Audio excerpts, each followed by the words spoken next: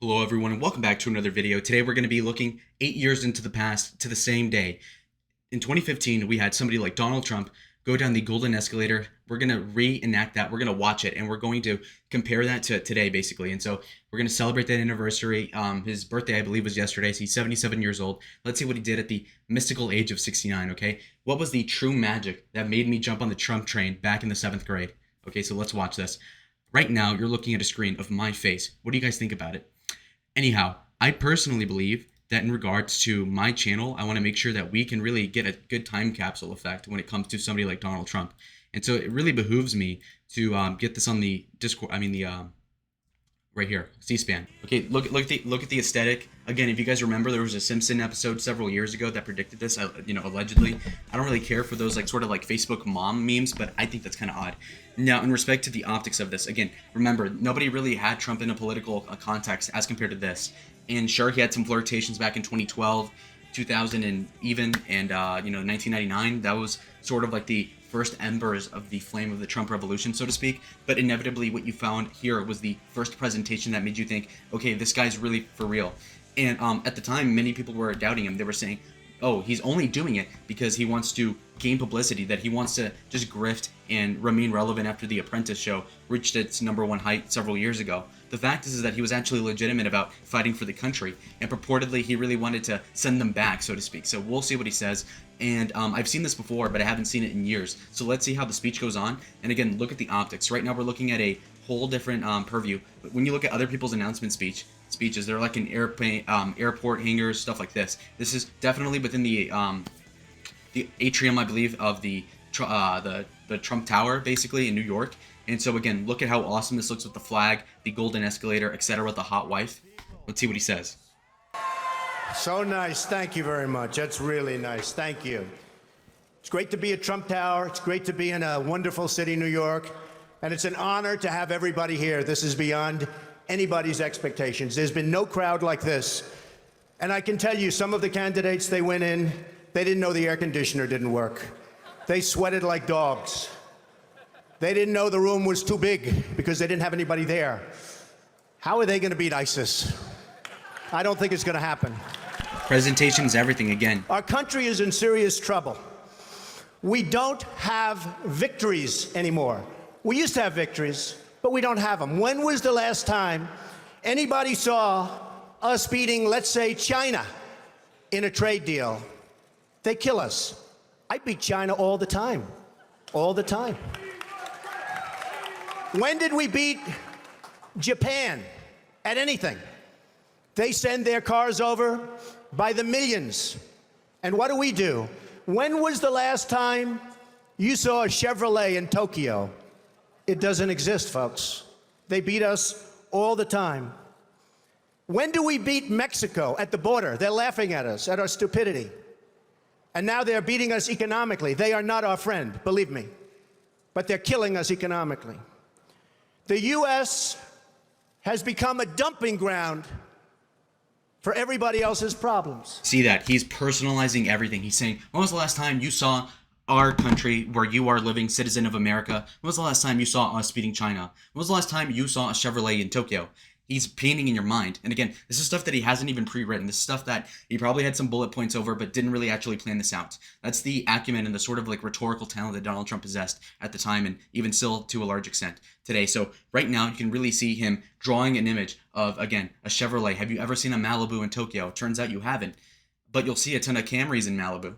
What's up with that? And so, again, people that are lay people, the white working class, so to speak, the bread and butter of the Republican Party nowadays, is fomented and kind of crystallized in their support of Donald Trump in primary fact that even in the first speech where he hadn't really gauged his support in the primary, you can see that he's already exhibiting these things that appeal to the working class, that he can basically surmise a image in their mind that can make them relate to whatever he's saying more so than somebody like Mitt Romney or John Kasich, which were the contemporary politicians at the time in the 2010s. And so that shows a sense of political acumen and brilliance that somebody who, from the business world, can relay a certain message in a board meeting with other people and also relay that similar message to other poor people, farmers, and they still relate the same way. That shows the cult of personality that he really formalized as something that is remarkable to point out in American history. Thank you. It's true. And these are the best and the finest. When Mexico sends its people, they're not sending their best. They're not sending you. They're not sending you. They're sending people that have lots of problems. Right there. Okay, so this is the most memorable part of the speech right here. 3 minutes in. What does he say? Already, he knocks it out the park with the beginning onset of the car analogy and whatever else. He says, Mexico's not sending their best. Pause that right there. Everybody else, every other like white like type of politically correct politician would be like, oh my God, don't say anything stupid, Donald. No, he goes in there. He doesn't care. You know, the optics be damned. I'm going in, he said. He's saying they're not sending their best. He looks up at the atrium. He looks at the second floor. He says, they're not sending you. They're not sending you. He looks at like Mexicans in the crowd, however few there were in that time. And he says, they're not sending you. They're not sending my supporters. Here is the disconnect. CNN basically raked him over the coals, for instance, over his alleged racism and whatnot. When you're looking at comparatively what he said versus what people reported in the news, you could obviously see that there was a misconstruing of whatever he had previously dictated to the people here on the bully pulpit that you can call the Trump atrium performance. Now, when you're talking about somebody like Donald Trump, he says verbatim that they're not sending you. That's a big distinction. He's not saying Mexicans as a whole are a problem. He's saying that generally they are a problem, which is true, right? But beyond that, he's also saying they're not sending you. So if he were to have a problem with all the Mexicans, he wouldn't have said they're not sending you. He's saying that, that there's a more broad problem than what people are ascribing to him, saying something bigoted or something, which is not true. And so, I mean, imagine if you were at a party and they bring 10 girls and then you say, Delta Phi sorority is not sending their best. They're not sending you, hot chick. They're not sending you, hot chick. They're sending these fat chicks. That's not saying you hate all women. You're just saying they're not sending the best cohort because you're singling out among the women the hot ones, which means you don't have a problem with them generally. You have a problem with a great bulk of them, yes, but that's not mutually exclusive with their own way of being as women. So that's the point. Okay, so he's not being racist. He's saying, you know what? Most of you Mexicans are a liability, but they're not sending you because you are the person that I want here. That's the sort of disconnect between what the liberals talk about him and how they misconstrue what he says or just fundamentally misunderstand him, if I'm going to be charitable to them, and versus what the Trump philosophy is, which is that we ought to be aspiring towards getting the best people over here and not so much the people that are, yeah, sure, they're working hard, but it doesn't really matter. Okay, what matters is the end result and not the journey, because if you were just focusing on the journey, then every homeless guy on LSD would be the president. Okay, so let's go on. And they're bringing those problems with us. They're bringing drugs, they're bringing crime, they're rapists, and some, I assume, are good people. But I speak to border guards, and they tell us what we're getting. And it only makes common sense. It only makes common sense. They're sending us not the right people. It's coming from more than Mexico. It's coming from all over South and Latin America, and it's coming probably from the Middle East. But we don't know, because we have no protection, and we have no competence. We don't know what's happening. And it's got to stop. And it's got to stop fast. Islamic terrorism is eating up large portions of the Middle East. They become rich. I'm in competition with them. They just built a hotel in Syria. Can you believe this? They built a hotel. When I have to build a hotel, I pay interest. They don't have to pay interest because they took the oil that when we left Iraq, I said we should have taken. So now ISIS has the oil. And what they don't have, Iran has. And in and I will tell you this, and I said it very strongly, years ago, I said, and I love the military, and I want to have the strongest military that we've ever had, and we need it more now than ever, but I said, don't hit Iraq, because you're going to totally destabilize the Middle East. Iran is going to take over the Middle East. Iran and somebody else will get the oil, and it turned out that Iran is now taking over Iraq. Think of it. Iran is taking over Iraq, and they're taking it over big league. We spent $2 trillion in Iraq. Extremely effective rhetoric. You may ask, well, it seems kind of crude and not really well thought out, but it actually makes sense because he's citing an article from the New York Times or something where he had actually posited shortly after the invasion and the onset of the 2003 spring offensive in Iraq. I believe that this was from 2004, this article was, I think that basically Donald Trump was referring to the fact that, again, he wanted, and he didn't want the Iraq war, but, at the time when you were caught up in the hysteria and the fog of war, so to speak, rhetorically, he basically wanted to say, okay, well, we'll invade, sure, but get the oil because he's thinking as a greedy businessman, okay, well, let's get the oil, let's capitalize on that. That's their major market, exploitation service. Let's just use the oil to our end.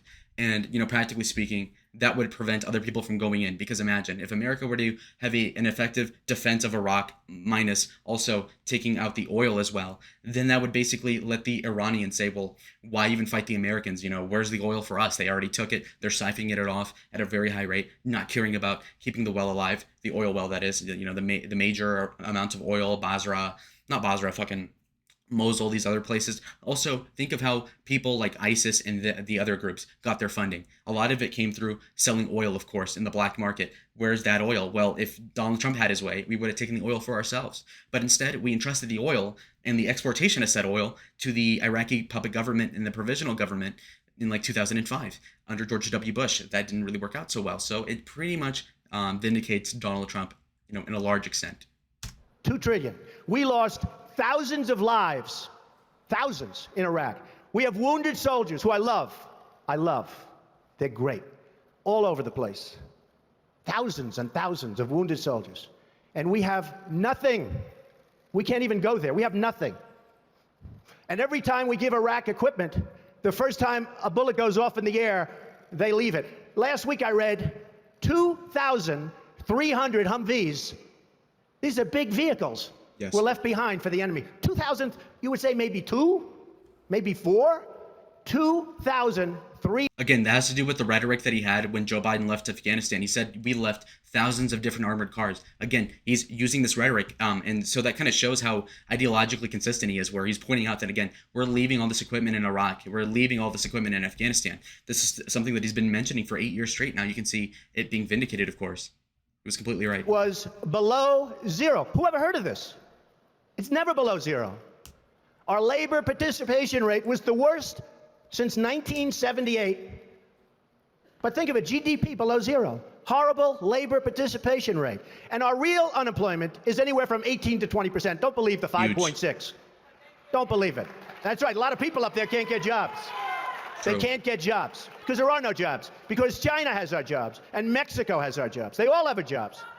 But the real number is anywhere from 18 to 19 and maybe even 21%. And nobody talks about it because it's a statistic that's full of nonsense. Notice how he's painting a narrative here. For one, he's saying, okay, well, that 5.6 unemployment rate, which is pretty good under the Obama administration compared to the Bush Republican administration. Subconsciously, people would say, well, the Obama economy is decent. Well, he's pointing out, well, no, that's a fake number. And also, he also painted a narrative about how Mexicans are screwing us on trade on the border, inclusively Japan, Asia, generally China.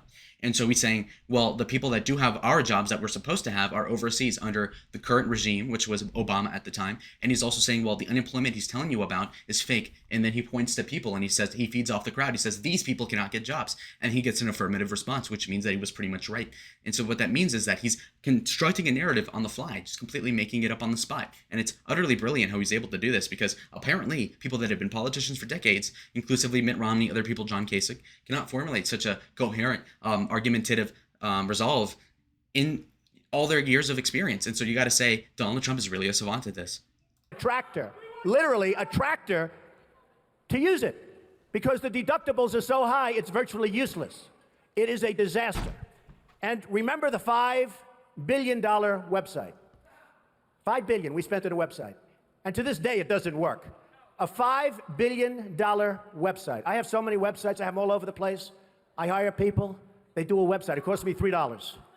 $5 billion. Again, he connects website. it to a real life example of like, oh, I use Wix.com for $3, and then $5 billion for this website. It connotes a message of like how spoiled Obama is, like how much of an amateur idiot he is. Politicians are all talk, no action. Nothing's going to get done. They will not bring us, believe me, to the promised land. They will not. As an example, I've been on the circuit making speeches, and I hear my fellow Republicans, and they're wonderful people. I like them. They all want me to support them. They don't know how to bring it about. They come up to my office. I'm meeting with 3 of them in the next week, and they don't know. Are you running? Are you not running? Could we have your support? What do we do? How do we do it? I like them. And I hear their speeches. And they don't talk jobs, and they don't talk China. When was the last time you heard China's killing us? They're devaluing their currency to a level that you wouldn't believe. It makes it impossible for our companies to compete. Impossible. They're killing us. But you don't hear that from anybody else.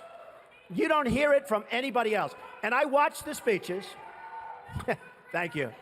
I watch the speeches of these people, and they say, the sun will rise, the moon will set, all sorts of wonderful things will happen. And people are saying, what's going on? I just want a job. Just get me a job. I don't need the rhetoric. I want a job. And that's what's happening. And it's going to get worse because remember, Obamacare really kicks in 2016. Obama is going to be out playing golf.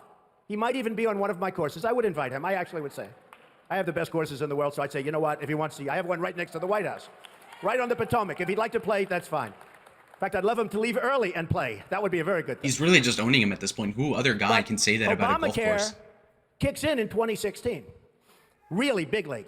So he's installing fear in the audience by saying that, okay, Obamacare, you've heard a lot of complaining and nagging about it from the Republican caucus for like the past 5 years. Well, turns out, guys, that it hasn't even gone into full effect until next year, relative to 2015, which makes you think, okay, well, if apparently what Paul Ryan and all these other rhinos say about Obamacare being so bad and you already don't like the idea as a Republican primary voter, well, if you believe Trump, it's to say, well, it'll get even worse. So again, he's like foreboding this sort of sense of like agitation and fear. And that's powerful rhetorically, of course.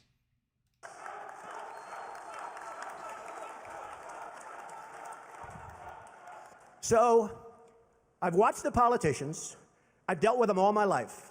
If you can't make a good deal with a politician, then there's something wrong with you. You're certainly not very good. And that's what we have representing us. They will never make America great again. They don't even have a chance. They're controlled fully. They're controlled fully by the lobbyists, by the donors, and by the special interests. Fully. They control them. Hey, I have lobbyists. I have to tell you. I have lobbyists that can produce anything for me. They're great. But you know what? It won't happen. It won't happen. Because we have to stop doing things for some people, but for this country, it's destroying our country. We have to stop, and it has to stop now. Now, our country needs a truly great leader. And we need a truly great leader now. We need a leader that wrote The Art of the Deal. We need a leader that can bring back our jobs, can bring back our manufacturing, can bring back our military, can take care of our vets. Our vets have been abandoned. And we also need a cheerleader. You know, when President Obama was elected, I said, well, the one thing I think he'll do well, I think he'll be a great cheerleader for the country. I think he'd be a great spirit. He was vibrant. He was young. I really thought that he would be a great cheerleader. He's not a leader, that's true. You're right about that. But he wasn't a cheerleader. He's actually a negative force. He's been a negative force. He wasn't a cheerleader. He was the opposite. We need somebody that can take the brand of the United States and make it great again. It's not great again. We need somebody that literally will take this country and make it great again. We can do that. And I will tell you, I love my life. I have a wonderful family. They're saying, Dad, you're going to do something that's going to be so tough. You know, all of my life I've heard that a truly successful person, a really, really successful person, and even modestly successful, cannot run for public office. Just can't happen. And yet that's the kind of mindset that you need to make this country great again. So, ladies and gentlemen, I am officially running for President of the United States, and we are going to make our country great again.